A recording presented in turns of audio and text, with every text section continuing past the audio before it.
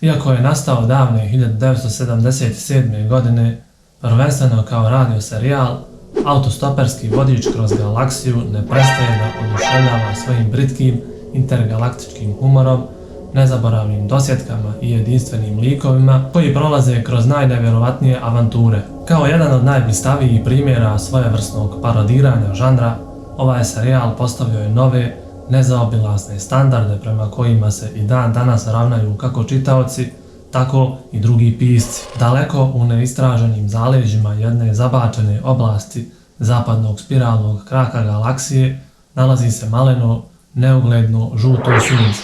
Na orbiti oko njega, na rastojanju od približno 97 miliona milja, nalazi se beznačajna plavo-zelena planeta čiji su stanovnici, koji su nastali od lemuna, toliko primitivni da još smatraju digitalne ručne satove strašno zgodnom idejom. Douglas Adams je jedan od najznačajnijih humorista žanra naučne fantastike, najpoznatiji po serijalu Autostoperski vodič kroz galaksiju. Prema Adamsu, ideja za ovaj serijal je nastala kada je pijan ležao u polju u Innsbrucku u Austriji gledajući zvijezde. Lutao je noseći knjigu Vodič kroz Europu za autostopere kada je naišao na grad gdje niko nije pričao njemu razumljivim jezikom. Kada se napio i otišao u polje spavati, bio je inspiriran nemogućnošću da komunicira sa ljudima iz tog grada. Autostoperski vodič kroz galaksiju originalno je nastao kao šestodijelna radioserija. Radioserija bila je osnova za seriju knjiga koja je postala poznatija kao trilogija u 5 nastavaka,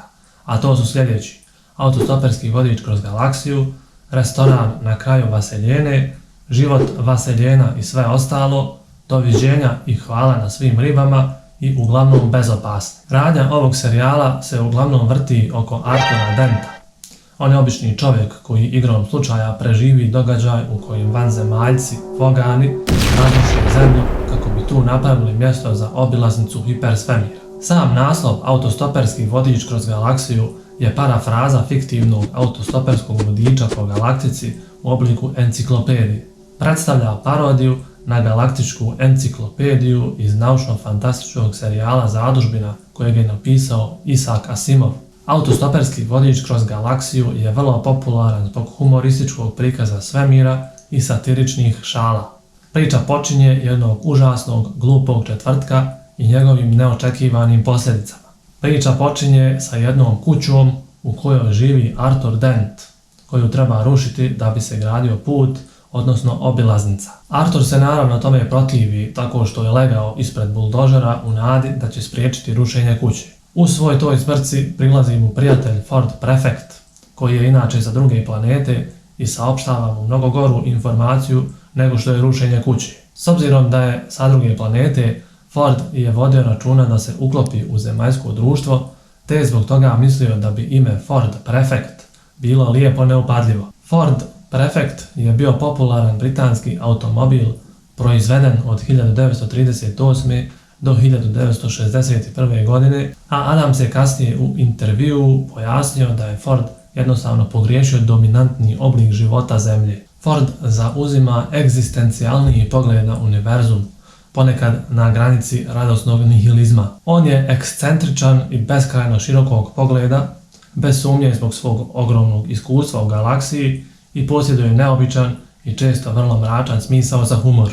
On je opisan kao sposoban da se smiješi na način koji bi poslao dotadašnje razumne ljude da jure u drveće. U svojoj ulozi vodiča kroz svemir za često zbunjenog Artura Denta, on služi da poveže različite elemente priče. Ali da se vratimo Arturu i njegovim avanturama po galaksiji. Artur će, pored Forda, upoznati mnoge interesantne likove, od kojih se posebno ističu Trisha Macmillan, koju svi oslovljavaju kao Trillian, Zaphod Beeblebrox i paranoični robot Marvin. Oni će zajedno pokušati da otkriju konačno pitanje i odgovor o životu, Vaseljeni i svemu ostalom. Posjetiti će razna neobična mjesta, upoznati razne ljude, zatim će putovati kroz vrijeme u budućnost i prošlost, te će prelaziti u paralelne svjetove. Trillian je matematičarka i astrofizičarka sa kojom je Artur Dent pokušao razgovarati na zabavi u Islingtonu. Ona i Artur se sljedeći put sastaju 6 mjeseci kasnije na svemirskom brodu Srce od zlata. Na tom brodu Arthur Dent također upoznaje i ostale već pomenute likove. Zaphod Bibelbrox je dvoglavi predsjednik galaksije. Kao lik, Zaphod je neodgovoran, narcisoidan, a često i krajnje neosjetljiv na osjećaje onih oko sebe. U knjigama on je prilično harizmatičan, zbog čega mnogi likovi ignoriraju njegove druge mane. Kroz knjige Zaphod je zauzet izvođenjem nekog velikog plana.